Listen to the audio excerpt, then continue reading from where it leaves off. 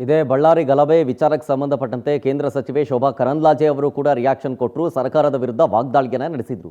ಅವರು ಹೇಳಿದ್ದೇನು ಅಂತಂದ್ರೆ, ಕಾಂಗ್ರೆಸ್ ಸರ್ಕಾರ ಬಂದಾಗ ಅಧಿಕಾರಿಗಳು ಬಲಿಯಾಗ್ತಾರೆ. ಅಮಾನತಾದ ಬಳ್ಳಾರಿ ಎಸ್ಪಿ ಪವನ್ ಮಾಡಿದ ತಪ್ಪೇನು? ಅವ್ರೇನು ತಪ್ಪು ಮಾಡಿದ್ರು? ಅಧಿಕಾರ ವಹಿಸ್ಕೊಂಡು ಒಂದೇ ಒಂದು ದಿನನೂ ಆಗಿರಲಿಲ್ಲ. ಇನ್ನೊಬ್ಬರ ಮನೆ ಮುಂದೆ ಬ್ಯಾನರ್ ಹಾಕೋದಕ್ಕೆ ಸತೀಶ್ ಯಾರು? ಆ ಸತೀಶ್ನ ಗನ್ಮ್ಯಾನ್ ರಾಜಶೇಖರ್ ಬಲಿಯಾದ.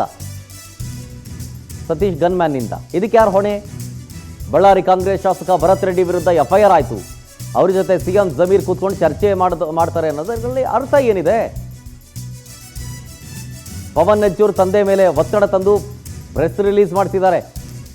ಯಾಕೆಂದ್ರೆ ಅವರು ಆತ್ಮಹತ್ಯೆಗೆ ಪ್ರಯತ್ನ ಪಟ್ಟಿದ್ರಲ್ಲ, ಅದೆಲ್ಲ ಸುಳ್ಳು ಸುದ್ದಿ ಅಂತ ಹೇಳಿಸೋದಕ್ಕೆ ಅಂತ. ಡೆತ್ ನೋಟ್ ಯಾಕೆ ಮುಚ್ಚಿಟ್ಟಿದ್ದಾರೆ ಸರ್ಕಾರದ ಕಡೆಯಿಂದ ಹೀಗಂತ ಶೋಭಾ ಪ್ರಶ್ನೆ ಮಾಡಿದ್ರು. ಡೆತ್ ನೋಟ್ ಅಲ್ಲಿ ಏನಿದೆ, ಯಾಕೆ ಮುಚ್ಚಿಡ್ತಾ ಇದ್ದೀರಿ? ಆ ಡೆತ್ ನೋಟ್ ಇವತ್ತು ಸಾರ್ವಜನಿಕರ ಗಮನಕ್ಕೆ ಬರಬೇಕಾಗಿದೆ. ನನ್ಗಿರುವಂತ ಮಾಹಿತಿ ಪ್ರಕಾರ ಡೆತ್ ನೋಟ್ ಅಲ್ಲಿ ಇಬ್ರು ಪೊಲೀಸ್ ಆಫೀಸರ್ಸ್ ಉನ್ನತ ಅಧಿಕಾರಿಗಳ ಹೆಸರಿದೆ. ಈ ಉನ್ನತ ಅಧಿಕಾರಿಗಳು ಬೆಂಗಳೂರಿನ DCPಯನ್ನ ತುಮಕೂರಿನ ರಿಸಾರ್ಟ್ಗೆ ಎಲ್ಲಿ ಕಳಿಸಿದ್ರಿ? ಫಾರ್ಮ್ ಹೌಸ್ಗೆ ನೀವು ಎಲ್ಲಿ ಕಳಿಸಿದ್ರಿ? ಯಾರನ್ನು ಕಳಿಸಿದ್ರಿ? ಯಾಕೆ ಕಳಿಸಿದ್ರಿ? ತುಮಕೂರು ಜಿಲ್ಲೆಯ ರಿಸಾರ್ಟ್ ಅಲ್ಲಿ ಏನ್ ನಡೀತಾ ಇದೆ? ಬೆಂಗಳೂರಿಂದ ಹೋದಂತ DCP ಯಾರು?